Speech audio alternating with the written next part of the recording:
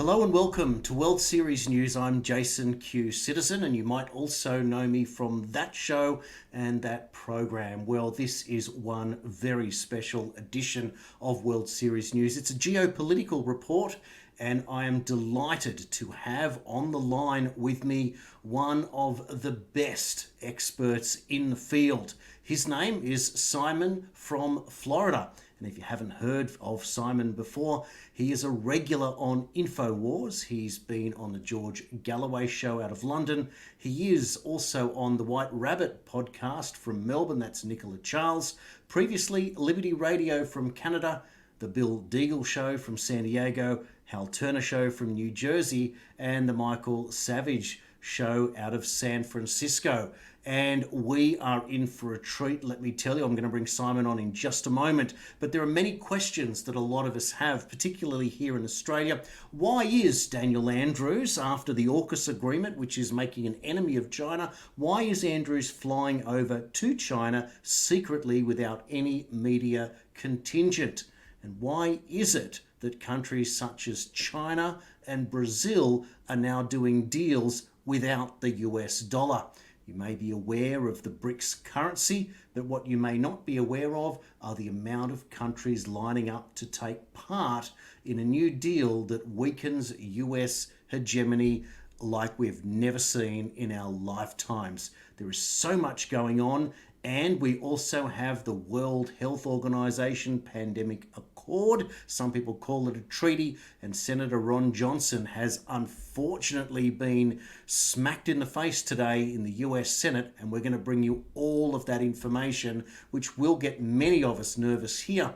It was Alex Antic, our own senator here in Australia, that has also come out and pointed out that the Australian government is ready to go and sign us up to this WHO pandemic accord, leaving us without any medical sovereignty on our soil, leaving us to be told what to do by Tedros, the PhD, the man who wrote a paper on dirty water in Ethiopia and 3 times covered up cholera outbreaks in his country, and Bill Gates, the profiteer, not elected, not a doctor, who boasts of 2,000% markups for these vaccines that he makes sure that we all get, who's come out and told us that we all need to sign up to it. Where are we? Well, this is the only geopolitical report you will need, and the one that you can share with all your friends. Simon from Florida, welcome to the show. Thank you, Jason. It's an absolute pleasure to be with you. It's been terrific to work together with our mutual friend Nicola on her new show on Radio Q UK, I should say, and also on the White Rabbit podcast. And unfortunately, Nicola's not well at the moment, so we're going to push ahead because there is so much information and we need to get it out there. I wanted to start, Simon, with this Dan Andrews story in China. With all of your connections and the research that you do, have you been able to find out what he's actually up to? Well, the official version is that he's talking about trade, and he's talking about student exchanges, though that seems a relatively simple matter for another lower level official to handle. The Daily Mail has been running an article because obviously a lot of the media have been very puzzled about why he didn't take a full contingent of people to participate in his trip. And they've pointed out, by doing some kind of like reverse searches on the images, that the photos that the Chinese media are using are actually dating from 2015 and 2017. So it's a much younger and more sprightly Dan Andrews, who officially is traveling through the 3 provinces of China that he's officially visiting. Though he's had one event that's been reported on locally in China, which is with this kind of like Chinese-Australian Friendship Foundation. And this was the same foundation that Mike Pompeo, when he was the director of the CIA, he went to a governors association meeting in the United States, and he actually named some organizations that were linked to the Chinese Communist Party that were being used to run infiltration and influence operations on state governments in the United States. You may recall they were setting up a lot of these kind of Confucius institutes. Mm. And so I think people will want to pay some pretty close attention, not only to what triumphs Dan reveals to the nation of Australia when he actually returns, but what you actually start seeing being implemented in the subsequent months. It's very concerning because we've just had, as our former Prime Minister Paul Keating called, the Kabuki show in the AUKUS agreement, Australia, UK and the US, specifically to build nuclear submarines here in Australia and to send the only three that we get here for the 360 billion investment over towards China to monitor them. So will Andrews get himself into a corner, into a pickle, and is any of this work potentially leading towards a treason charge? Well, I'm not sure whether or not it would be treason against the nation of Australia or treason against the Crown, but there is a potential concern if you end up with a sub base in the far future on the east coast, somewhere between Cairns and Brisbane, and then another one likely to be close to Darwin. That is in order to provide a screen of submarines using those facilities. But if Dan ends up leasing out the port in Melbourne for 50 years or 99 years, whatever, to the Chinese, and they're running all the ships in and they're controlling all the cranes and running all the security, then whatever the Brits and the Americans and the Australians think that they've achieved in Northern Territory and Queensland, you may have several thousand Chinese working the back door in Victoria.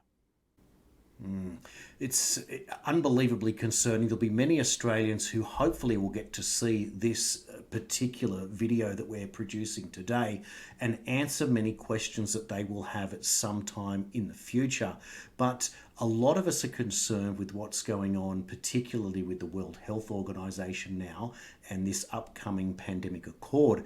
Our own Victorian Senator, the United Australia Party Senator, Senator Ralph Babet, he was on social media just this week talking about how both Labor and Liberal, the dominating two parties, government and opposition, will no doubt sign us directly up to CBDCs and to a pandemic accord, which makes us very, very concerned.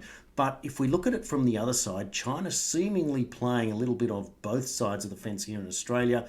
Can we talk about what happened today with Senator Ron Johnson? This is particularly concerning, Simon. Well, this is a little bit kind of technical. So in order for a treaty to be have the equivalent force of law as one of the components of the US Constitution, it has to be considered and voted on by the members of the US Senate, of which there are 100 members. And so there was a rather tricky sleight of hand in that the pandemic treaty was renamed from a treaty to an accord, okay? Because the whole ratification process was specifically for treaties. So then the question was, well, if it's not called a treaty, do we actually have to vote on it? Okay. So they've changed the name. They're now saying that it's not a treaty. And Senator Johnson and several of his colleagues basically tried to put through a motion that would say, no matter what you call it, because it's potentially going to affect the individual rights of American citizens, we insist upon having a vote on this matter. And they lost that vote. So that doesn't mean that it's been approved. It just means that it's not going to be presented to the US Senate. So the US Senate won't be able to do what they call placing reservations on the terms of the treaty. So the Americans have this slightly unusual setup. Most countries, it's just a straight up or down yes or no, whereas in the American system, it can be yes, but with certain limitations. So they could say, we really don't like paragraph 10 and we really don't like paragraph 20. So we agree to everything apart from those two paragraphs. And they do that frequently. And so now it's not going to even go through that kind of review process. So what a lot of people aren't aware of, even in the alternative media within the United States, is that right from the beginning, right from when this issue of the fourth edition of the International Health Regulations and also a potential pandemic treaty were mooted at the 73rd annual meeting of the World Health Organization General Assembly, because that body has a General Assembly just like the United Nations has a General Assembly, and they have an executive committee just like the United Nations has a Security Council. Okay, and then it also has a secretariat just like the United Nations has a Secretary General and staff. They're very much parallel organizations. And so people seem to think that these proposals were kind of like coming from the bureaucratic blob, but it actually wasn't. A lot of these proposals were coming via the American representative on the WHO Executive Committee. And to give you an idea of how powerful that Executive Committee is, that was the body that Bill Gates was trying to get himself on. And that was resisted because they said that if he as an individual or his foundation went on to the World Health Organization Executive Committee, that could potentially give him sovereign immunity and he would be treated exactly the same as Britain, America, or Australia. Him alone. It's mind-boggling, isn't it, to think that this is a man who sat before antitrust hearings for many years over dishonest business practices, and he's now getting himself to a place that he's almost got sovereign nation status. You know how far this goes back, though. It's all the way back to Howard Hughes. So when he was being investigated for tax evasion, and it's in the movie with Leonardo DiCaprio, where he does the biography of Howard Hughes, very, very entertaining movie. And he gets told that he needs to place all of his assets into a charitable foundation to protect them from the tax authorities. And he has no idea what the terms of reference for the charitable foundation is going to be. So he says to his lawyer, what do you think? And he goes, let's make it a medical research charity because that sounds really friendly to everyone. And so that's how that foundation initially came about. And that was at the end of World War II. And that model has been used ever since. And the ironic thing about Howard Hughes is he died shortly after that was done. And his estate couldn't get any of the money out because it was an irrevocable trust. Oh, incredible. But that's basically what Bill and Melinda Gates did. Yep. They took the Howard Hughes path to protect their own interests and then became the biggest profiteers in medical history. It's astonishing how much money they've made out of what they've done and how many palms that they've greased in all of this. When you look at the way that the studies are done, the way that another side to all of this is with Fauci, with Christian Anderson, who came forward and said that the gene sequencing was indicating that the virus had some engineered components to it. And with a matter of days, another email went backwards and forwards from Fauci, and all of a sudden Christian Anderson picked up an $18 million grant and had conveniently forgotten what he previously talked about. Such is the way that medical research works today. Stop me if you've already covered this with your audience, but it's important to remember that when Gates had all that money put in the foundation, he actually provided the seed money for CEPI and also provided the seed money for Garvey. Okay. And Garvey is very, very important because Garvey then partnered up with the United Nations in 2016. And that was the starting point for digital ID. And that was called UNID 2020. And the original idea was that everyone would get a digital ID, and then their medical records could be added to that. But given his background in kind of like mergers and acquisitions, he actually then did a reverse takeover.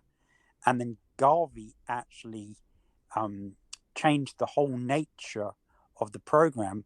And they said, no, that because people are going to get their, say, Hep B, a vaccination at birth, or their DTP, whatever the kids get, on day one, that they said that we're going to start off with digital ID being medical records, and then we'll add things like birth certificate that could be done a week or 2 weeks later afterwards, and then all their education records, and then all their social security or superannuation records, and then all their employment records and their criminal records and their bank accounts and everything else.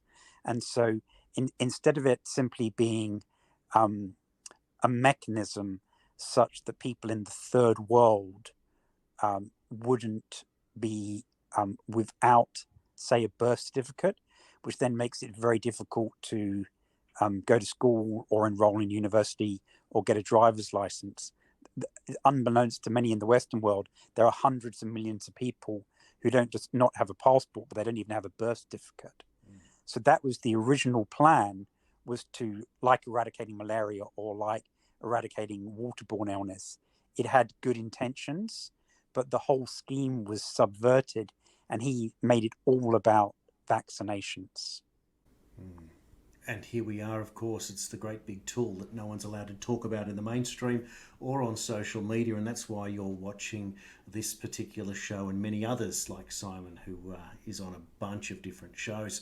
Now, Simon, I want to move on because now we're going to move into where we're seeing a great big pivot in the financial workings of how the world is running here, because if the WHO is looking for a pandemic accord for 200 plus nations to all come under one big umbrella and be dictated to by Tedros and Gates, which drives me absolutely crazy to think that people would actually think that this is the benchmark of medicine and health.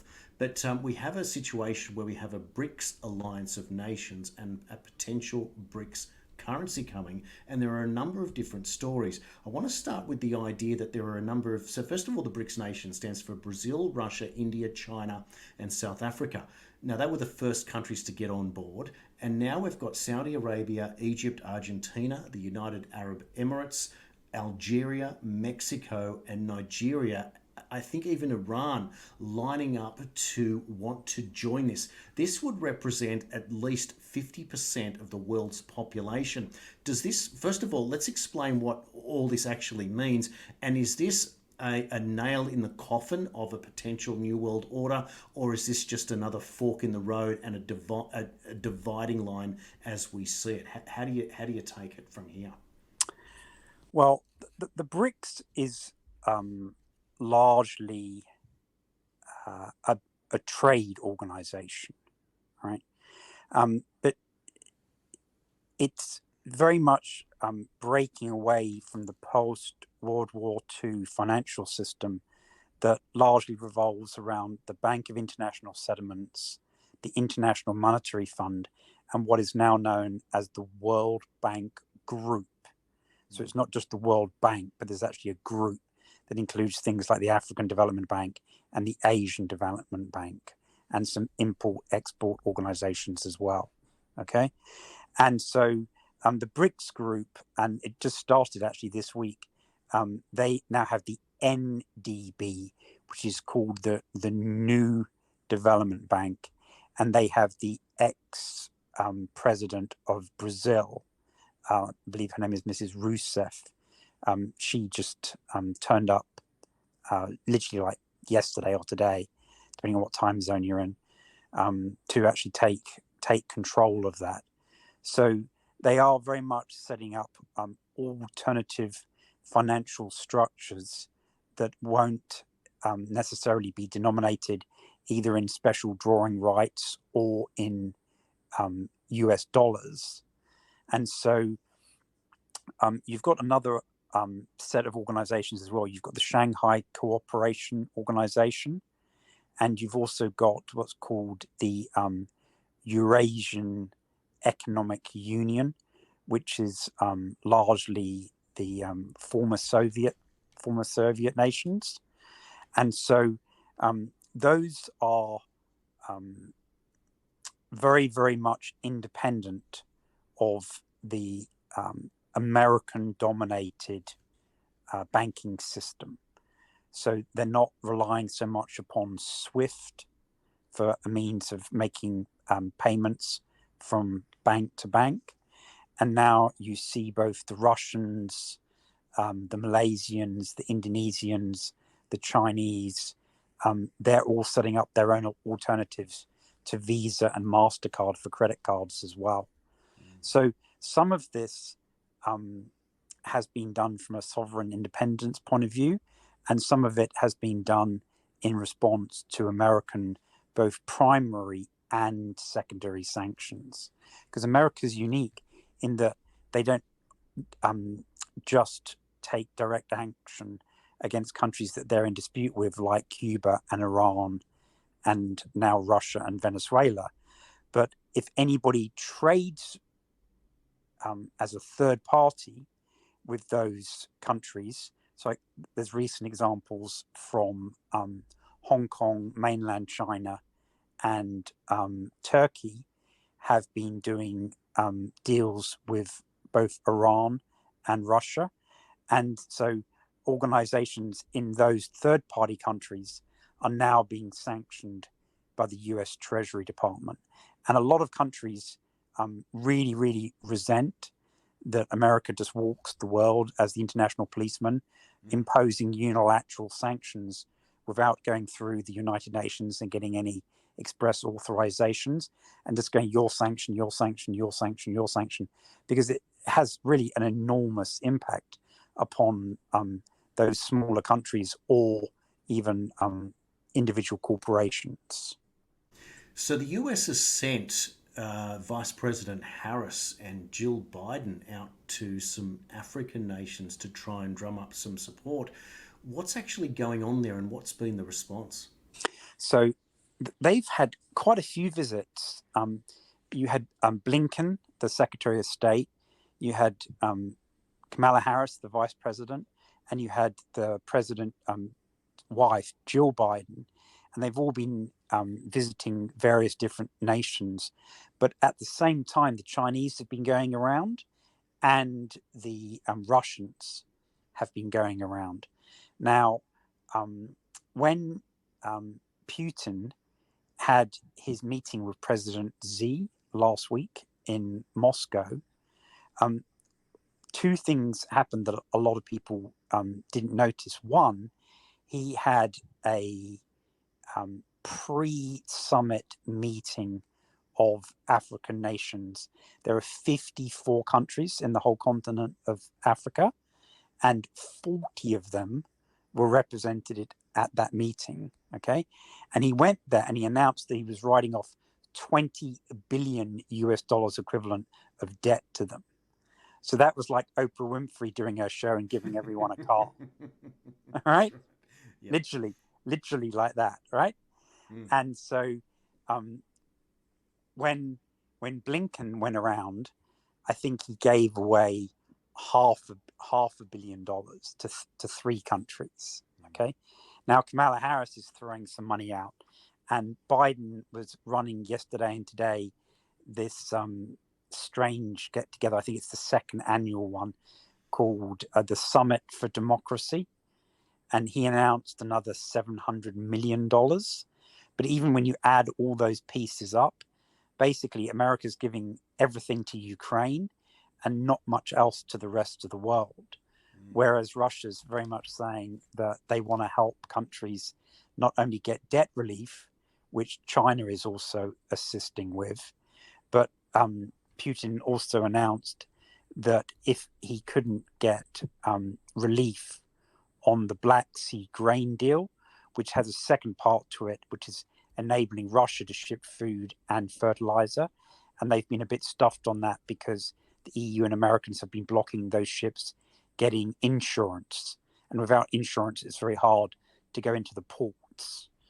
And so he said that if we don't get an agreement on this and that whole grain from Ukraine deal falls apart, he said that they would send grain for free and fertilizer to Africa. So the African nations have been saying to Kamala Harris and to Blinken, both privately and very embarrassingly publicly, they've been saying that even though America wasn't a colonialist nation in the kind of like 1900s, and they may even have, particularly President Eisenhower was a big supporter of African decolonization, that it was China and Russia who both trained the revolutionaries and armed them, like they did, say, in Vietnam, to actually fight against the English and the French and the Americans in places like Angola, and that they have like ties of blood and 50 years of revolutionary history with Russia in its predecessor form, the Soviet Union, and that they're not going to turn and impose sanctions when they're getting food and fertilizer potentially for free. And they went to military academies with the same people that are now running China and Russia. America is facing another debt ceiling deadline coming up very, very soon. This is a country that is basically printing money in order to stay above board.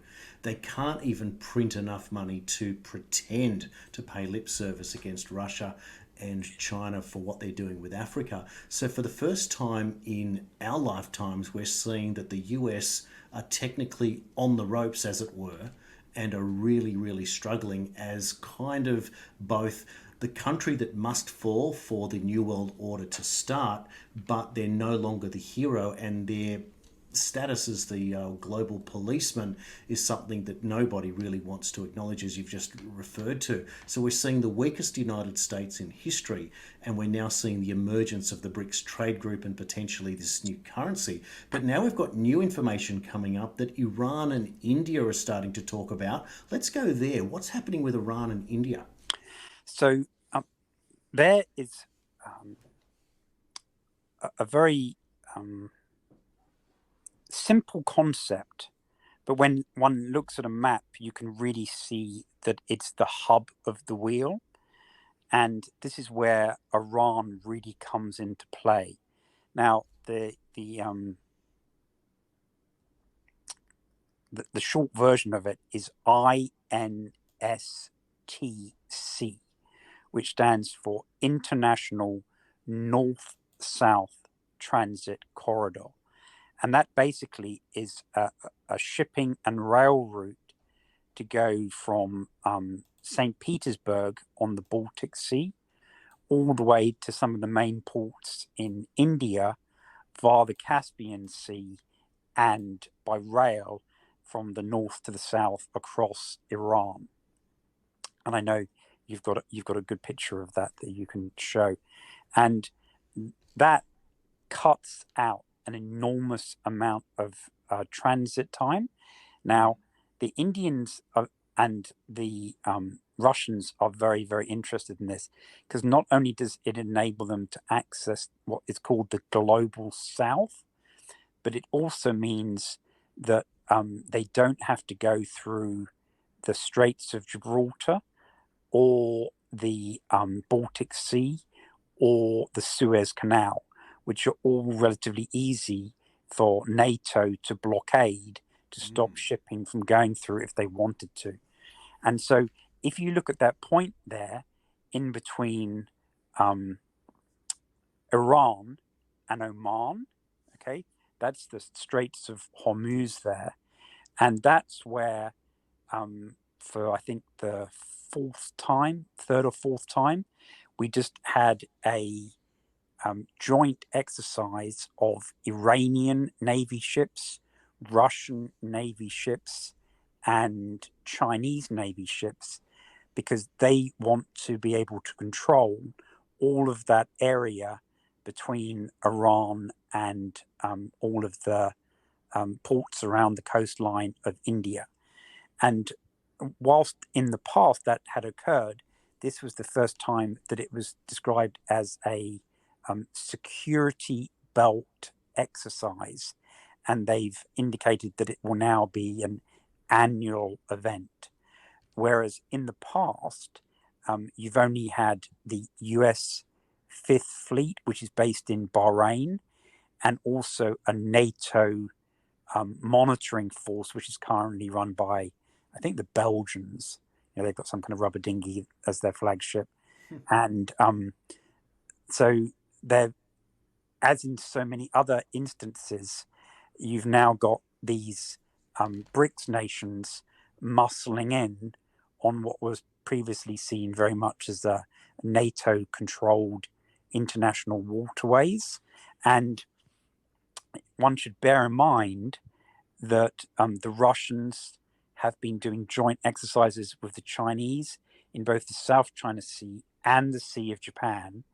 And they've also, just a few weeks ago, been doing joint exercises along the coastline of South Africa.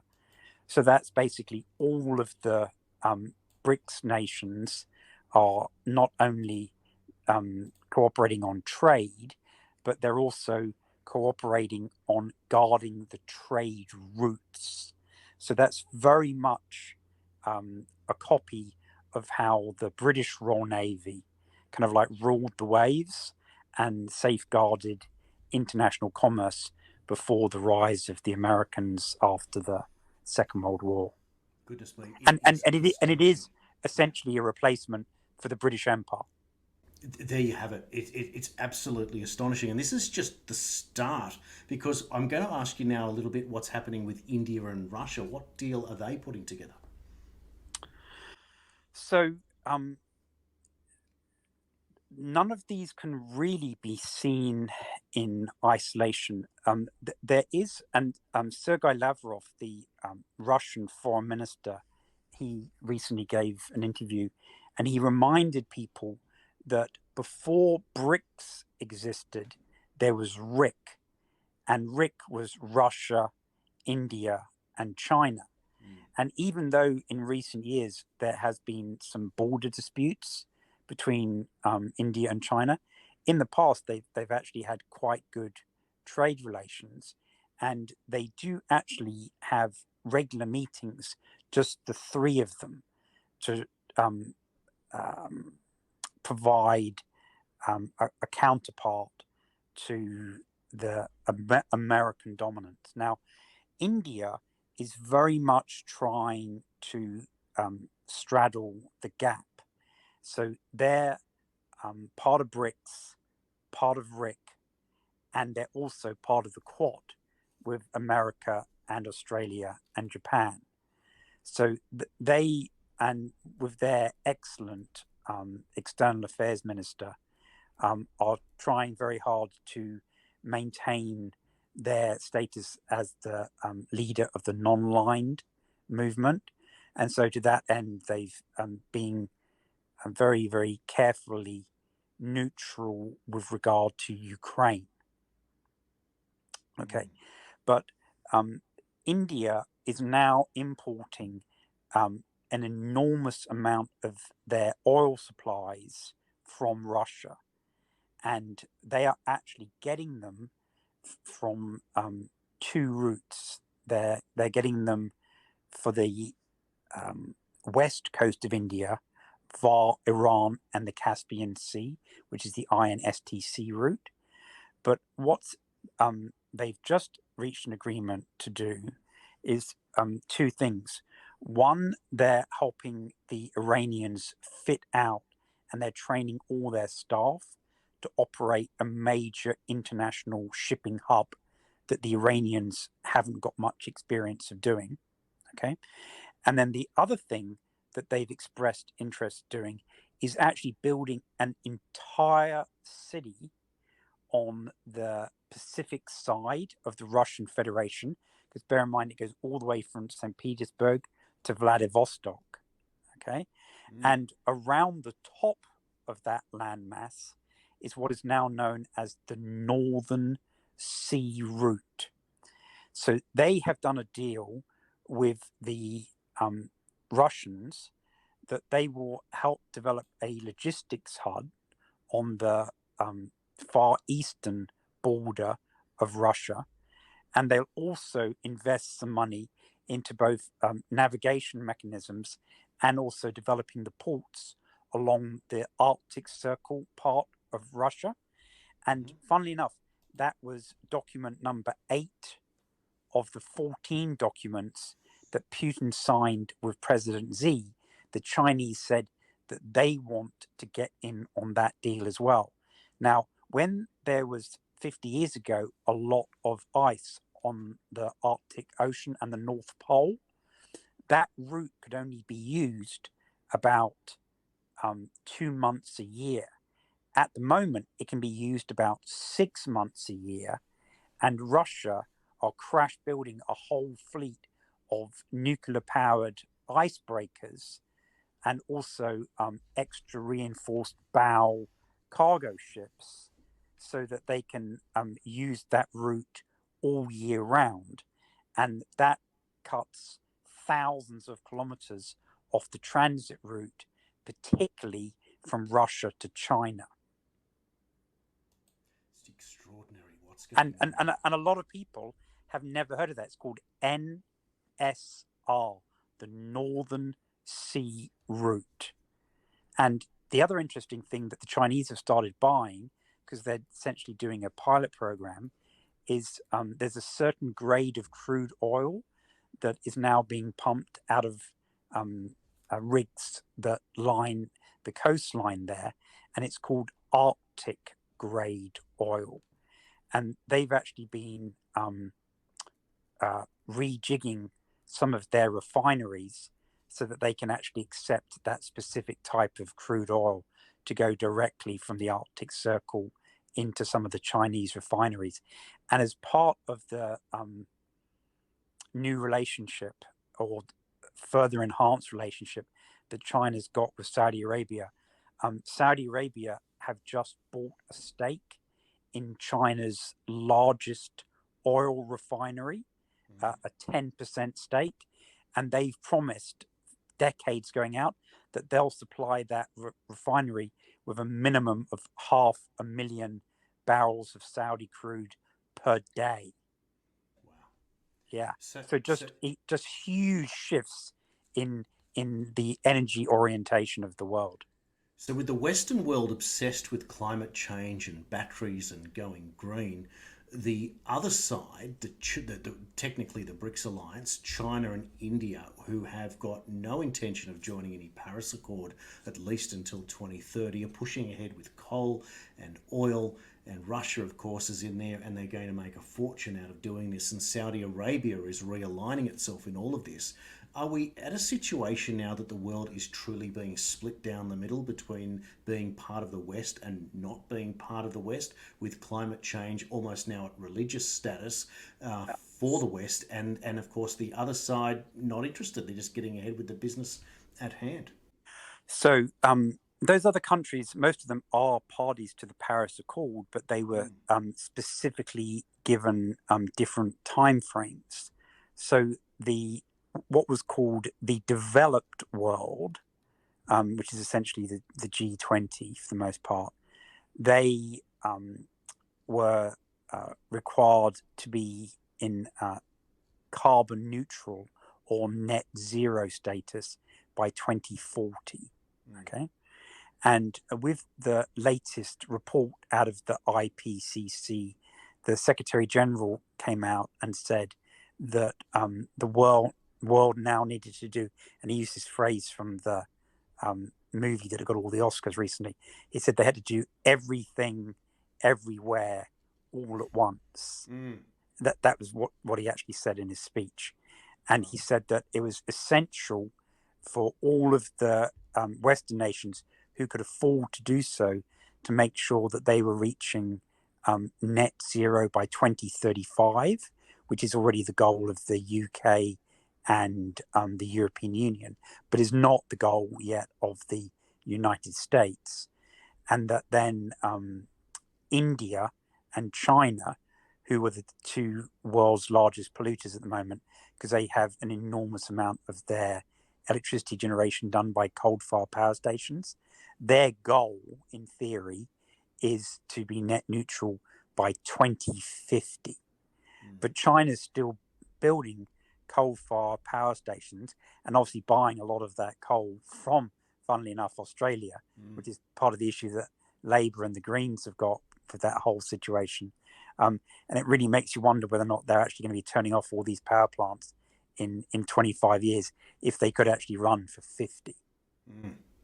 Exactly, and so we know that there's certainly more to this entire story, and we're not being told everything, but this is the first time we've been able to put it all together for you who are watching. Please share this video. Still got more to come. Now, with China and Brazil now doing a deal with their own currencies and wiping out the US dollar. In the past, this would have probably provoked the US to want to start some sort of war. It's not going to happen this time, is it? Well, China has been Brazil's largest trading partner. I think it's for like 13 or 14 years now. And so they have a very, very close business relationship. And that's been the case with Lula, Bolsonaro, and obviously now with Lula back as president. And he was due to go there this week, but he became quite ill and has had to delay his visit. But all of his trade delegation and a lot of his government ministers, they were all still good to go. And he literally sent them on ahead and said, go ahead, because you've got lots and lots of business contacts to make. And so his trade minister, without the president,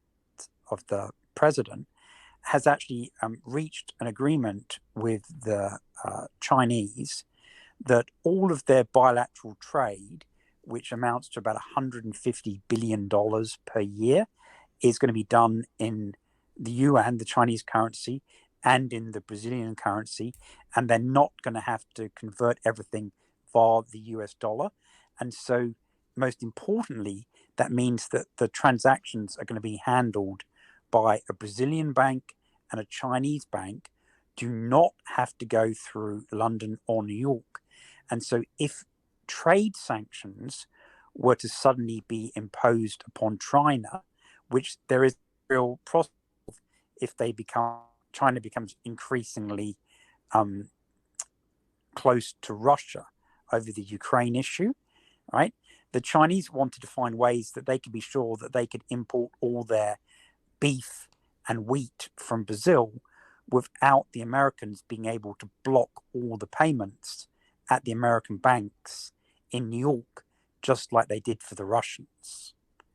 So China is both disposing of its US Treasury holdings, which has gone from like $1.4 trillion to $0.8 trillion, but they're also setting up alternative currency payment mechanisms so that they're not reliant upon the American banks having any control over their money. So you can see that this is not just to undermine the reserve currency status of the US dollar, but it's also to insulate themselves against potential sanctions. And I think from that we can gauge whether or not it's simply being cautious or whether or not they know that it's inevitable. The Chinese are taking very sensible steps, having learned from what happened to Russia, to really make sure that they can maintain importing both food and energy supplies. And so to that end, they've suggested to the Gulf countries that they should be able to do their oil transactions in yuan as well. And just a couple of days ago, on the Shanghai Energy Exchange, we had the first deal that was done. The Qataris placed up in that market a contract to buy a large ship of liquefied natural gas, LNG, and the French company Total Energy decided that they wanted to buy that and import it to France. But because the deal was done on the Shanghai Energy Exchange, not in Holland or London or in Chicago, the French had to pay the Qataris in Chinese yuan. And that's the first time that that's happened. Now, this is not to say that the American dollar is going to be worthless overnight. I'm not implying that. But these are all chips at the statue honoring the reserve currency. So it's just one thing after another. And now we're seeing that the Indians are trading with the Russians in the UAE dirham, and also now in the Indian rupee, because the Russians can't have anything go through the American banks or the European banks. So not only do those banks not get the commissions anymore, but they now have no influence over the transactions. Now, to put it all together, it's probably worth getting an update of the relationship between Joe Biden and Benjamin Netanyahu in Israel. What can you point to in what's happened in recent times to see if this relationship is as solid as it used to be? Trump had a very, very strong relationship with the Israelis. He moved the embassy from Tel Aviv to Jerusalem. He recognized the annexation in 1967 of Jerusalem as the indivisible capital of the state of Israel, which has got a lot of Arab nations very annoyed because they were still intending for East Jerusalem to be the capital of Palestine. And he actually went by the nickname, before he was the king of the vaccines or the father of the vaccines. Some Israeli media, because he was so pro-Israel, had actually referred to him as the king of Israel. Okay. So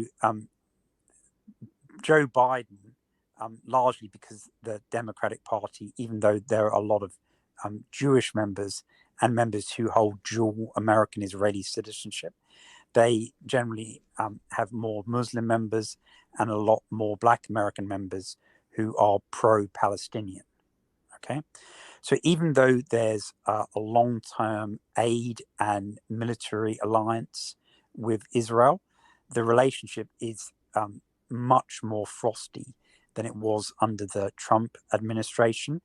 And recently, the Biden administration has put gentle pressure on the current Israeli government to compromise over their plans for judicial reform, which has been causing 10 weeks of massive demonstrations in Israel. And we've done programs about that with Nicola, and I've also done a couple of programs on InfoWars about that as well. It's, subject for another show in detail.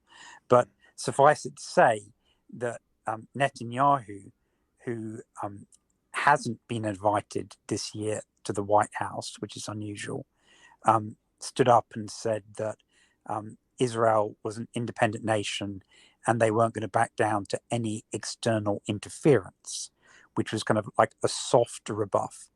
And then one of his government ministers by the name of Ben Gvir, he actually said that Israel was neither a 51st state nor was it one of the stars on the flag, was what he actually said. So that was a rather more dramatic riposte to the gentle pleadings from the Biden administration that they try and reach some political compromise in order to stabilize the otherwise very, very fractious political situation in Israel. So that there's a little bit of American-Israeli tension. The other thing that's been interesting there is it was little known, but the Americans were using Israel as an ammunition storage facility. So they had munitions that they had given or subsidized to the Israelis that the Israelis own and control. Then there were Israeli-owned warehouses and bunkers that the Americans were renting. And so if they needed to send extra stuff to Saudi Arabia or Bahrain or Jordan, it was kind of in theater.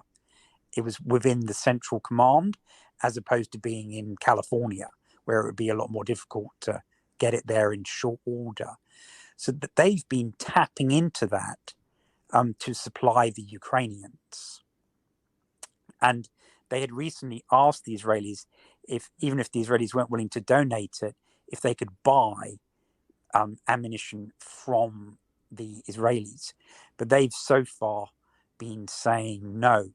And this is part of what has been causing friction in the non-line movement in Asia, Africa, and South America, is because both Secretary Blinken and the German Foreign Minister, Alina Baerbock, when they were at the Munich Security Conference in February, they basically asked countries to pick a side over the issue of Ukraine and not only vote with the Americans and the Europeans in any General Assembly of the United Nations meetings, but also to sell or donate ammunition to the Ukrainians. Now, the Indians have refused to do that, and the Argentinians and the Brazilians have so far refused to do that. In theory, the Chinese even have refused to provide any large-scale supplies. But all of those countries have been resentful of expressions that were very similar to what you may recall President Bush after 9/11 said. And he said, "You're either with us or you're against us." Now, the problem with doing that is so far, a lot of nations have been saying, if you are going to force me to choose, then I'm going to be against you.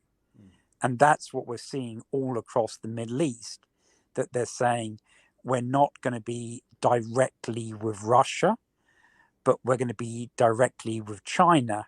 And we know that China is best friends with Russia. So they're not rushing to do deals directly with Vladimir Putin, but they are doing very, very big deals with his closest friend, President Xi. And so the net effect is largely the same.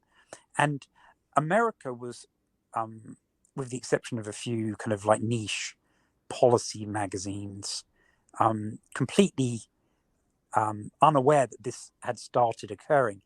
And it was only when Tucker Carlson brought it to light 15 days after the Saudis had that Chinese broker deal with the Iranians that they suddenly started realizing that countries that even on the 17th of February were publicly declaring that they were part of a US-led coalition against Iran, from the 17th of February to the 10th of March, the whole world changed in the space of 3 weeks. And even though it had happened that fast, they just didn't notice. And it was only when Tucker Carlson and a few other commentators on the weekend show that weekend of the 15th and 16th, sorry, the 25th and 26th of March, just recently, just last weekend, was saying, wow, like these people that we've been providing a security umbrella like NATO to for 70 to 80 years, they're all suddenly going off and doing deals with the Chinese, even though they know that we're in a very, very straitened relationship with the Chinese at the moment. So it is quite shocking. And what's been interesting is that there has been a very, very weak policy response from the administration. So even in regards to the normalization of relations between the Arab League and Syria, and it looks like Syria is going to be invited back in to that organization in May when they have their next annual conference hosted in Saudi Arabia, that they didn't really put their foot down. And it's got a lot of retired diplomats and American generals kicking up a real stink, saying, look, we're being ridden roughshod over by all these people that we've been protecting for 75 years. And now, even though they know that we're essentially at a soft war with the official Syrian government, they're now hosting President Assad in all their capitals, because he's been to UAE and Oman, and lots of representatives have gone from Saudi Arabia and Iran to Syria recently, and the Jordanians have sent their agriculture minister, and the Lebanese have. So it's all becoming one big happy family. And so the clock is literally being wound back a dozen years in relation to Syria. But what people have got to remember, and it's the clip that you may well find, it's that 2-minute goodbye between Xi and Putin on the sidewalk while President Xi was waiting in Moscow for his limo to come and take him back to his hotel. And he said to President Putin, we are seeing changes in the world, the like of which have not occurred for 100 years, and we are making those occur. And President Putin said, yes, we are. And that clip was then played in Chinese media, and the quotes were published, because initially it looked like it was like a hot mic moment and it wasn't intended for public distribution. But within a few hours, it was all over the Chinese media. And so even if it had been accidental, it was embraced. And this is exactly what I've been saying in other shows, is that in terms of people understanding how momentous these events are, President Xi himself has said that we haven't seen the like of these for 100 years. And in relation to the Middle East, we're literally going back to when the French and the British, with the Sykes-Picot Agreement, literally carved up with some rather odd lines the whole distribution and creation of many of the countries that now form the Middle East. And so the Chinese aren't trying to move boundaries, but they're trying to get people to be friends of China rather than America, and also to reestablish completely new trade routes, essentially going east-west and north-south through Iran. Now, why Saudi Arabia is doing this is because they've got a 38-year-old crown prince who goes by the initials of MBS, Mohammed bin Salman. It's the shortened version of his name. And he, with his father, have come up with a plan to basically take Saudi Arabia off being dependent on oil for its national income, and instead to embrace tourism, because they've got some in a decent waterfront, particularly on the Red Sea. And obviously there's a lot of religious visits because they control Mecca and Medina, right? But he also wants them to become a green technology hub, and also a tech, an IT hub. And so he very much sees China as playing a major role in that. And if they have to go off generating their electricity by burning oil because of all these climate agreements, he wants Saudi Arabia to be able to have nuclear energy. And actually, the Iranians have got a heck of a lot of lithium that has recently been announced. Now it turns out they've got more lithium than any other country apart from, I think it's either Chile or Argentina. They're now the number 2 country in the world for lithium. That's come as a huge shock, okay? But their energy minister, in an interview with a local newspaper called the Khorasan News, right, the last sentence of this interview mentioned that they had 11 new uranium mines. Wow. 11.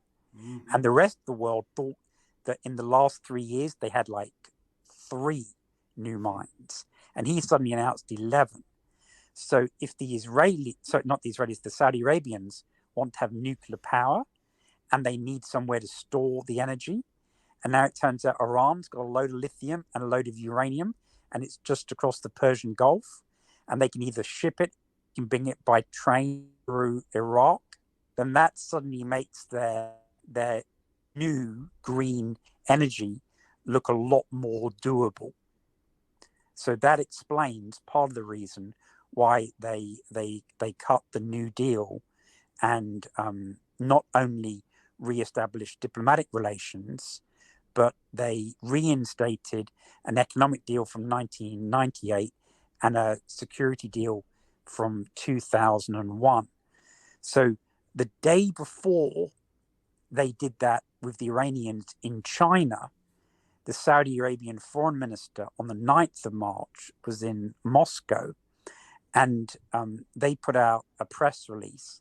And right in the final paragraph, they put out a statement saying that the representatives of both governments had reviewed in detail plans for a new regional security organization. So that basically was saying, America, get out of the Middle East. We don't need your Navy or your Army or your Air Force there anymore. And so that was largely overshadowed by the deal announcement in China. But I think that goes to show how the Chinese and the Russians are actually cooperating on their strategy. And indeed, if one looks at the status of their diplomatic relations, they call it the comprehensive strategic partnership of coordination. And coordination is basically a synonym for cooperation. And that's exactly what we're seeing in all of the public statements. Everything's coordination, cooperation, and they're being done side by side.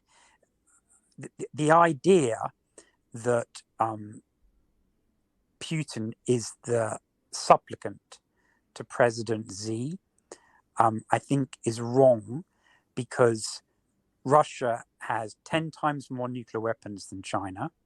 They have a larger country. They have a much smaller population, but they have a lot more natural resources. And the synergy in the deal is that Russia will provide the energy and the raw materials, and China will provide the manufacturing hub that has been created because of their trade relationship with America. So all of those factories that have been working for American benefit for the last 50 years may suddenly start working for Russian benefit instead. Truly an extraordinary report, Simon. We have reached the end of our time today, and we've been able to see the other side of the news that you're not presented in the Western world. Perhaps you could call this show everything you wanted to know about China, Russia, India, South Africa, Saudi Arabia, but were afraid to ask. It's been a terrific thrill to have you on this show, and I look forward to speaking with you again, whether on World Series News or on Nicola's show, which is the White Rabbit podcast, and now it's also streaming on radioquk.com. You can find Simon at Simon from Florrie, that's FLORI 2, Simon from Florrie 2 on Twitter. You can find me at JasonQCitizen1 also on Twitter, and you'll be able to share this video, and you'll find the links below if you can't see enough detail in the show that you've just watched.